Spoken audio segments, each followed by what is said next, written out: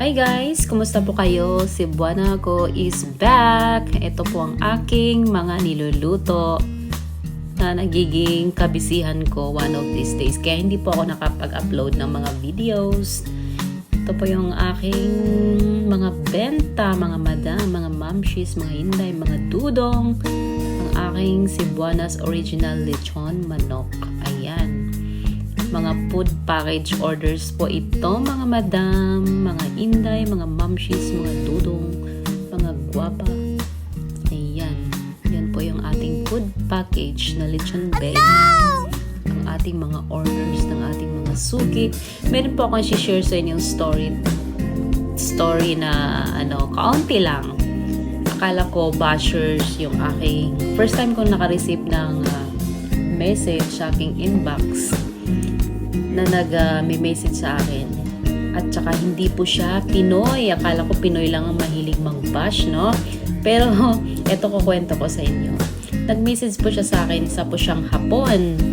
Ang sabi niya, lagi daw siyang nanonood ng aking nilalagay sa post ko sa aking FB page. At ang sabi po niya ay naiinis daw siya sa akin tuwing post ako ng pagkain Pinoy. Syempre, nagbibenta po tayo kaya nagpo-post po tayo.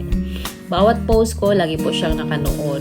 Hindi po siya nagre-react, nagme-message po siya sa akin. Lagi siya nagme-message pero pinabasa ko lang, ini-ignore ko lang. And then, sabi niya sa akin, kaya daw siya galit sa mga pagkain Filipino foods. Kasi nga, tumataba daw siya nang kumakain siya ng pagkain natin. Kasi ang asawa niya ay isang Pilipina. And then, nung na-receive ko yung niya, sabi ko, gaano po ba kayo kataba mula noon, nung nag-asawa po kayo ng Pilipina hanggang ngayon? Sabi niya, grabe daw yung tinaba niya, sobra.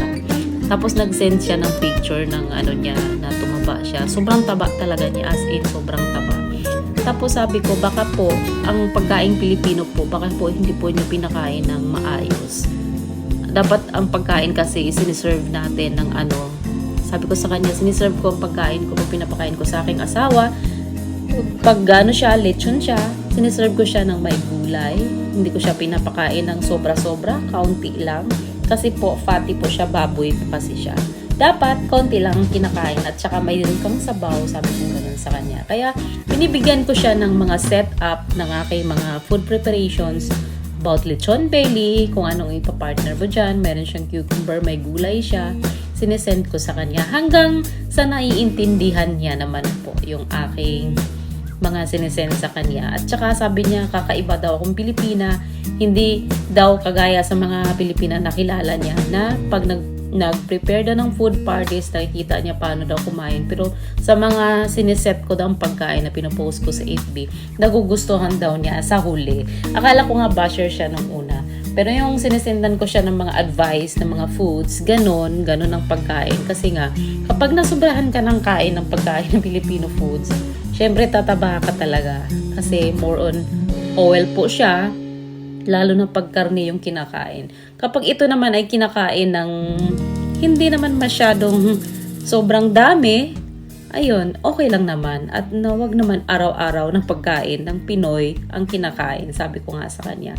Ayun, and then naiintindihan niya at sa bandang huli, nagiging customer ko siya. Bawat luto ko, bawat post ko, lagi siya nag-order. Every week, nag-order po siya at sobrang bait na po niya sa akin. Nung una, kala ko bashers, in-ignore ko lang. Pero sa huli, naging mabait naman siya sa akin at super thankful po siya.